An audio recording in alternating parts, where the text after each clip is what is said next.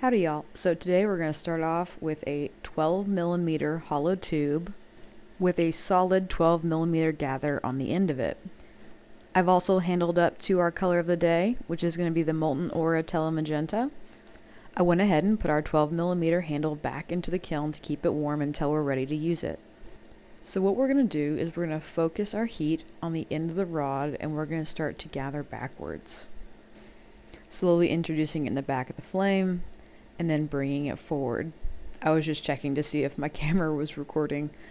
So what I'm doing is I'm coming in at a slight angle to allow the glass to fall back towards the ground, but not angled back so far that it drastically falls back and pancakes back on itself.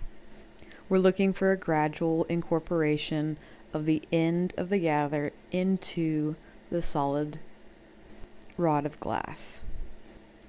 The trick to gathering a large sum of glass is that you want to do it slowly. If you go too quickly and it falls back and forth nimbly-bimbly on itself, it can create a very difficult path eventually to getting it to smooth back out. What I'm trying to do is I'm trying to encourage it to become one as opposed to forcing it to stick to itself.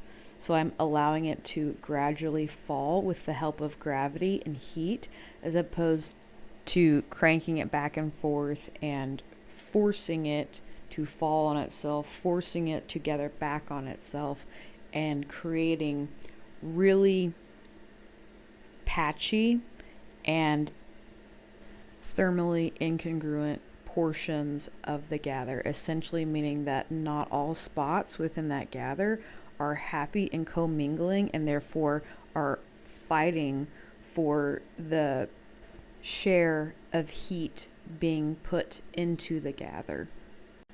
So really what I'm looking for is I'm making a small shoulder for the gather and then tilting it to allow that shoulder to lightly tack onto the rod. But once that tack has happened, then I'm allowing the heat, once I turn that gather over, to then allow that heat to sink into that tacked portion so that it becomes one. It accepts the gather into the rod. And then on that portion, then I add heat, allow a little shoulder to build, and do that on the other side. And so I'm just kind of rocking it back and forth and allowing that heat to almost like a step ladder fall down itself, but in that process accepting itself all along the way. So I just showed you that final gather. As you can tell, the back side of that gather isn't completely even, but it doesn't need to be, because after I handle up to our pre-made solid ended handle, I am then going to work on the face, or technically what was the back and now is the face of our gather, and I'm going to allow that glass to commingle, to reset its boundaries, to allow the entire gather to feel molten and moving and happy before I then begin to add more glass to that gather. Now the reason that I'm actually gathering up on this one as opposed to down is because if the heavier portion of the gather is actually on the higher end of this melt, I can then add glass gradually from underneath up into the larger mass. So the mass isn't falling down the solid rod anymore. Now we're actually giving it a stable point from that solid handle. At this point, I decided I really like the size of this gather. Now I'm going to go ahead and allow everything to get nice and hot and molten, and I'm going to make sure all the stress points are out of it, all of any type of weirdness I might have added to the gather when I was incorporating it. I'm going to work all of that out before I begin to press on it with my paddle, because I want it to all flow evenly. See how it's all one nice white hot color? I'm looking to make sure that there aren't any places of uneven heat distribution. Now I've readjusted my flame and I'm going for a high propane, low oxygen flame. I want it to be light and fluffy and warm and inviting and not hot and searing and burning everything that it touches. So this is going to be our initial heat sink. We're allowing the heat to go towards the interior of the gather, holding it outside the flame, letting it sink all the way to the interior, put it back into flame, so that this time when I heat it, when we go to press it in the marver, the glass evenly spreads out and disperses in a symmetrical manner, because we are trying to achieve a symmetrical circular puck.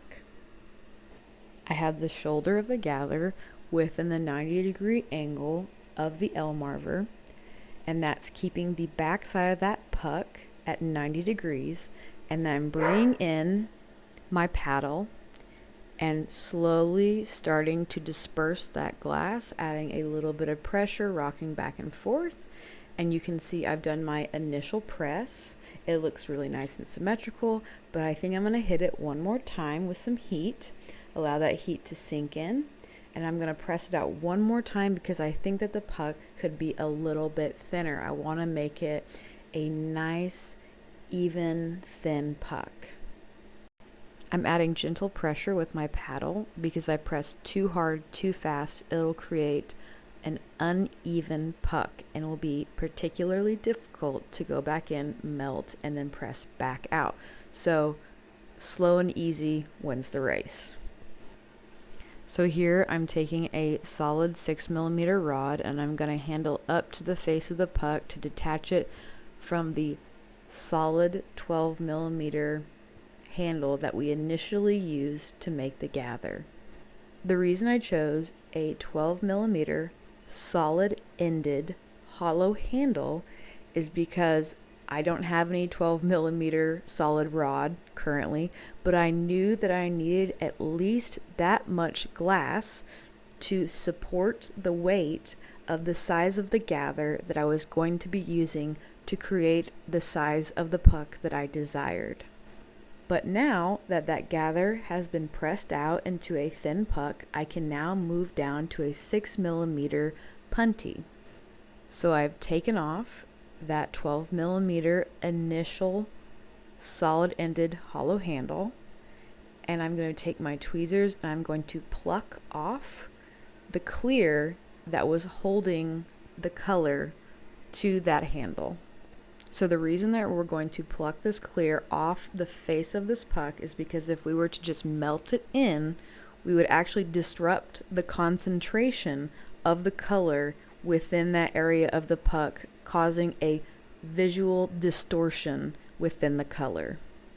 So after I've taken off all the clear from the surface of our puck, I'm now going to have a small indentation where we had been pulling away from that face, off that surface. So I've melted it back into itself. I've encouraged that glass to become once again uniform within the face by taking the paddle and pressing it and spreading out any excess glass that had moved one way or the other. And now I'm just reheating and making sure it's nice and flush and even. So in this lesson, a finished solid puck, for certain projects you think, oh, love that, it's great. But my issue a few weeks ago was it wasn't actually going to be stable enough to put on the bottom of a project, and it was the last rod of that color that I had. So I had to think quickly, and I had to figure out how to then take that solid puck and then turn it into a hollow one to create a large enough base to support the piece that I was working on. So I've changed the axis of that puck. I've now gone to the side of it. We're working on the either end and not the face and the back. So because I had a punty holding the center of that puck, I'm going to go in and I'm going to let that entire face commingle. I'm going to allow it to be completely flush with itself before I start to pull on it, because if I don't, it will cause a ripple or a distortion in the glass that I will eventually have to work out. So here I'm packing heat into the punty and the opposite side of that puck before I attach them together. I want them to fully melt together because we are going to do a lot of work off of that punty, and I need it to not fall off. Both of these punties are full fuse punties. Neither one of them are tack sealed or cold sealed. So here I'm just making sure that both the punties have a nice, solid, and easy gradual shoulder, because we're going to be pulling on both these sides. So what we're going to be focusing on moving forward is heating that center of that puck, pulling it down thinner, and then working side to side as we then begin to pull it back down into a rod.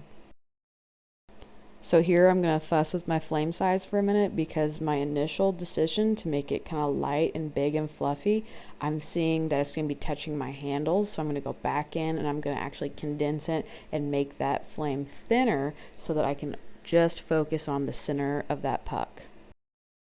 So as you can see here, we're gradually adding heat to the center of this puck.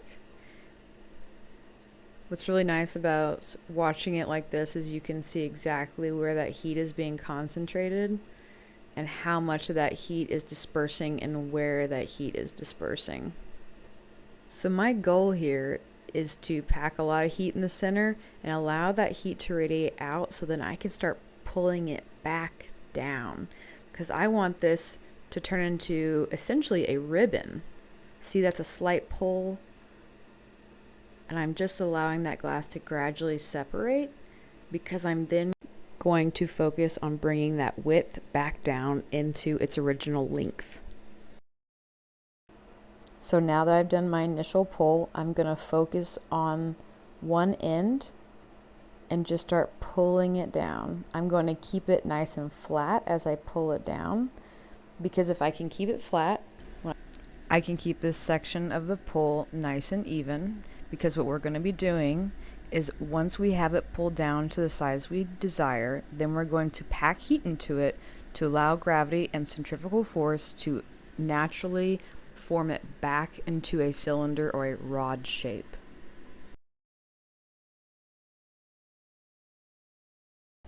So this initial pull is already starting to round back for me, and what I'm doing is I'm putting it into the Elmarver, and I'm essentially just solidifying the shape that the flame and gravity had already created for me.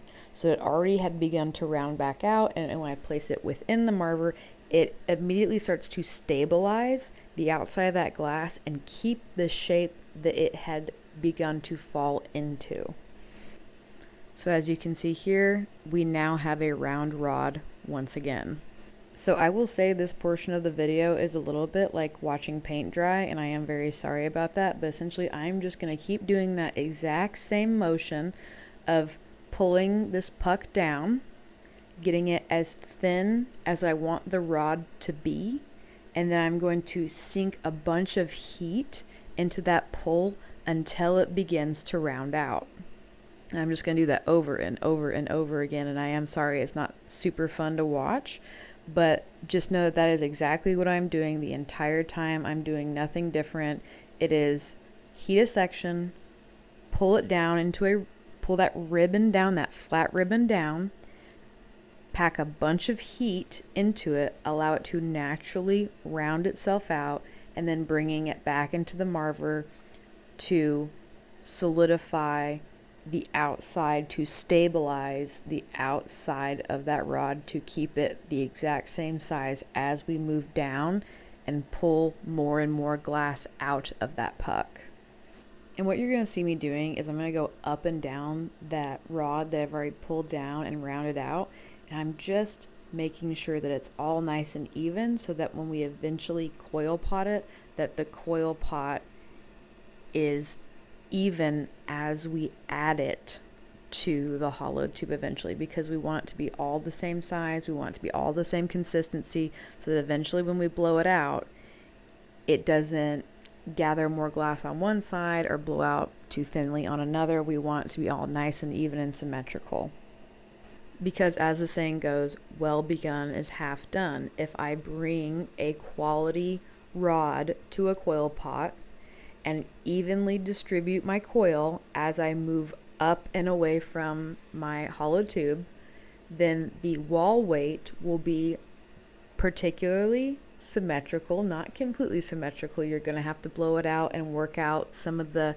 divots and the lines, but you're working with a much better starting point than if one side of the rod is thicker or it's unevenly been pulled, or you have a little bit of a hard point within your rod, because sometimes when you pull color back down, you'll get like a thicker, harder point in your rod because it has a larger accumulation of minerals in it, and it doesn't want to move as easily as other portions that were heated more rapidly and pulled more quickly. And now you've got that really, it's almost like a little fist within your rod that just doesn't want to work with you at all. And to even that back out, you have to pack a ton of heat into it and then gradually work it out until it's nice and even. And that also applies here, essentially, where I'm moving down the rod and I'm finding those little kind of little fists of packed minerals where I'm having to encourage them to come back out, to fall down, and then to round out to make sure that the entire rod is a workable section of glass. I went ahead and sped up this section of the video simply because we're doing the exact same thing for the next like 10 minutes. So I went ahead and put it on 3.5 speed, but just know we're doing the exact same thing that we were doing 5 minutes ago. We're going to be doing the exact same thing 5 minutes from now. So I just wanted to let you know why I decided to speed up this section. But like I said, we're doing the exact same thing from one end to the other.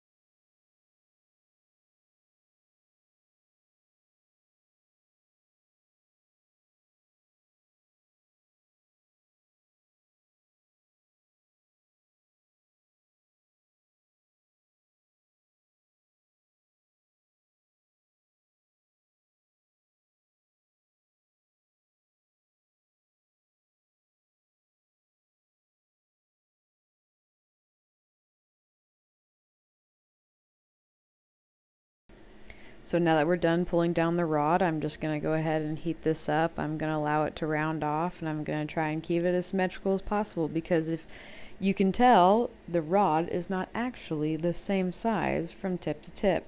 And I know I advised against that, and you should listen to me because that is the truth. But what I decided was I did not want to continue to pull this rod down for the next 10 or 15 minutes. So I'm going to do this little cheaty move whenever we do our coil pot that I don't advise for you by any means, but because I know how to do it, I'm going to go ahead and perform that, simply because I didn't want to have y'all sit through another 10-15 minutes of me pulling down that rod. So now I'm putting on my blow hose. I'm just saying, like, hey, did you wash your mouthpiece today? Because, you know, there's like dust and glass particles and dead bugs and who knows what on your table. And if you're putting your mouthpiece on there and then putting it in your mouth, you never know what could happen. So give it a nice little clean before you put it in your mouth today. So now what I'm doing is I'm using that tube that we had the solid gather on the end of to make the initial puck. I'm melting off that solid portion. I'm going to pull it off and then open it up, because I'm going to use it as the handle for our coil pot. So what I've decided to do is to pull a point on the end of this tube, and I'm going to take a punty. I'm going to do a press and snap instead of a poke and pull method to open this tube. I like the press and snap. I just tend to get a lot cleaner openings with these, but when I'm working really quickly, I'll just like press and pull those holes open if I am really not wanting to sit and wait for this shoulder to set up to crack it off. So I'm just going to wait for a second, let it set up, and then press away. And now we have a nice little open hole on the end of our tube. Now I'm going to grab my reverse tweezers, and I'm going to heat up the end of that tube, and I'm going to open it just ever so slightly, add a little bit more heat, open it a little bit more heat, go in, open it to the point where I feel comfortable then using my reamer. I have an octagonal reamer. I'm going to open that up. So on this first heat, I'm just going to merely encourage the tube to begin to open. And on my second reheat, I'm going to go in, pack in a nice amount of heat, and I'm going to start creating a little bit of a gradual increase in wall diameter. So essentially, we're flaring open the end of that tube so that whenever we add our rod to the tube, it is going to be essentially the size of tube that I want. I've flared it open to the diameter that I want to work with. So like I said, the end of this rod, the last 2 inches of this rod ends up being a little bit bigger, about 1 millimeter bigger than the rest of the rod. And so because of that, I'm going to have to add a little bit more heat to it. And as I add it to the flared end of that tube, I'm going to have to drag it a little bit more quickly to not allow so much glass to gather on that coil, because I want each coil to be the same size, because I want the wall thickness of my coil pot to be the same size from the back to the front, from the bottom to the top. Now, I would not have had to implement that technique into this if I had taken the time to just pull it all the way down to make the entire rod symmetrical, but because I didn't, that's the trick that I use to make sure that the coil is even all the way up. So the trick to a good coil pot is that both hands need to always be turning.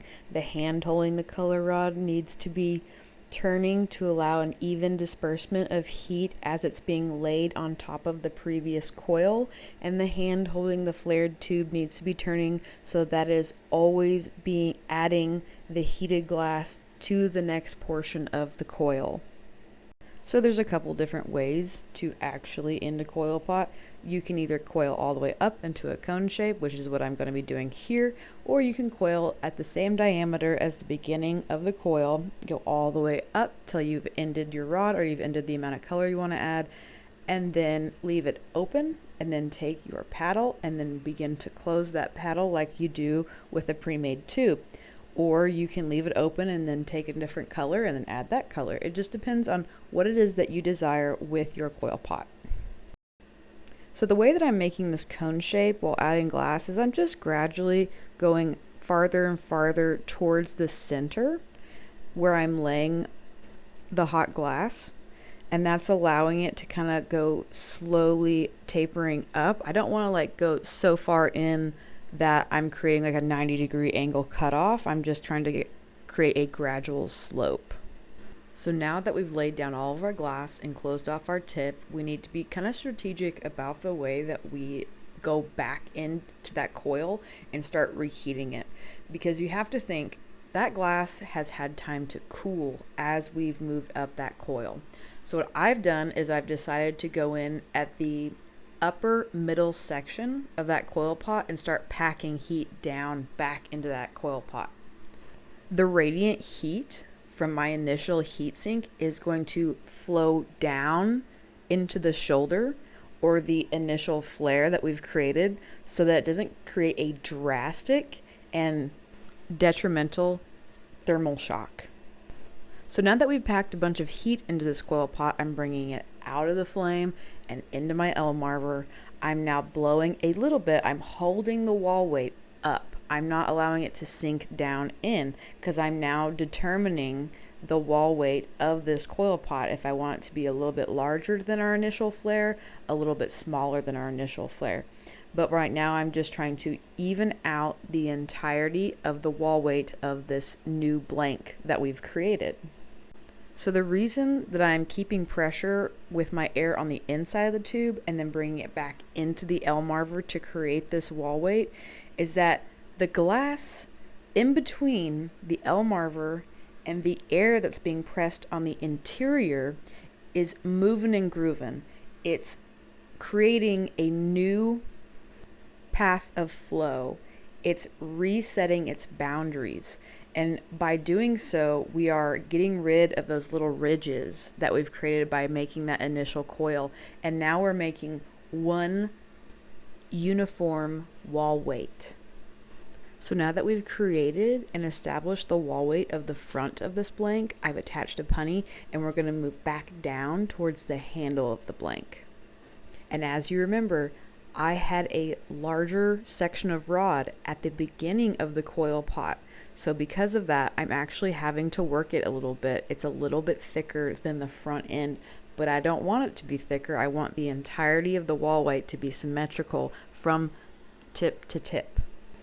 So like I said earlier, if I had just gone in and took the extra 10-15 minutes to pull that rod down a little bit more, I wouldn't now have to apply this technique of taking it out of the flame, allowing it to fall slightly, adding air, and then pulling it back into the marver. I could just take it out and then pull it back in the marver. You will decide what techniques best suit your needs and what steps you are willing to add or subtract from your work to get your desired results. So now I'm just going up and down the entire tube. I'm just trying to make sure everybody is moving and grooving, happy and healthy.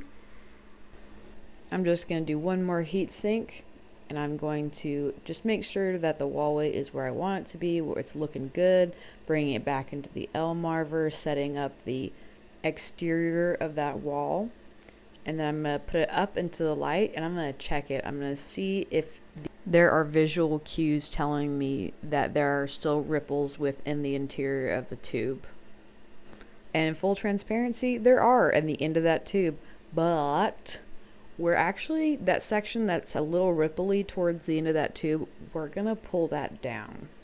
And it's not actually going to be a portion of the finished section. So I've decided I'm not going to spend the time to do it. Just, if you're going to use the entirety of the blank, finish out the blank. This is just what we would call like a lazy man step, which is to know that I'm not going to need that section of glass, so I'm not going to continue to blow it out, because I am going to pull it off. It's going to end up being trash in my bucket, so I'm not deeply concerned about it. So what I just did was pack heat into this blank just to make sure everybody's nice and happy. Now I added a punty to the end of my blank, and I'm changing my flame chemistry. I'm making a smaller flame because what I'm going to do now is I'm going to separate the flare where the clear handle is and the shoulder of the blank.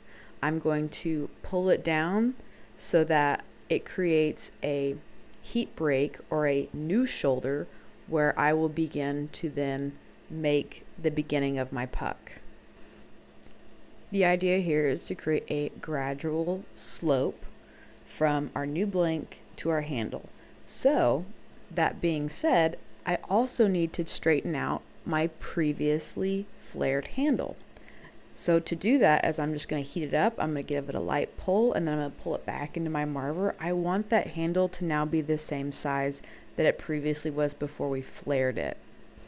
And our goal in doing this is now we have pulled a section of the color from the blank and extended it as a new section of our clear handle. And the reason that we've done this is because when we eventually create a shape with our blank and we pull it away, we actually are giving an allowance of color so that when we handle it up to something else, when we close the hole created on that side, we now have color to give to that opening, to give it enough glass to conceal the fact that there once was a hole in that portion of the tubing. So what I've done is I've heated and gathered back the length of that tube and condensed it, because what we're going to be doing is creating a larger width of tubing. So here I've just blown it out into an average ball, or what you might consider like the head of a spoon, or the body of a Christmas ornament, just a round ball. And now I'm taking it into the marver. And like before, when we made our solid puck, I'm using the back end of my L marver to create a 90-degree angle or cut in the glass to begin to create the puck shape. I'm also using my graphite paddle to begin to create the face of that puck. Now, what I'm really focusing on right now is expanding the width of that puck. I'm adding heat into the side of it because I'm trying to expand it. I'm trying to make it not only wider, but flatter. So I'm adding a little bit of, not a ton, but a little bit of pressure every time I go into the marver. And that is creating a wider and thinner puck every single time I go in and add a little bit of pressure and a little bit of breath. So remember, just like before when we made our solid puck, if we press too hard with our paddle hand or we pull too hard into our L marver, we're going to get an uneven sided puck. It's going to be thinner on one side and fatter on the other. I'm just showing you this is what we're working with before we go in and we begin to finish off the edges of the puck and we finish off the width of that puck. So now I'm going to focus on the edges, because what I'm going to do is I'm going to square this off. I'm going to blow out those sides, bring them back into the marver and make them square. I'm going to make them nice little 90-degree angles. And I'm doing that by taking it into the marver, blowing it out, and then taking it to the side of my marver and then squishing it down. I'm not necessarily pressing so hard that I'm creating more width. I'm just holding it so that I can create these really nice, crisp, clean lines on either side. All right, so here's our puck. Nice, crisp, and clean, even walls, and you have a little bit of that color on the back side, so whenever I handle up to something and eventually add it to a project, I can then incorporate that extra bit of glass to camouflage the fact that it once had a hole opening on that side of the puck. I hope this information has been easy and accessible to learn, and I hope you guys have a great time melting. See you later.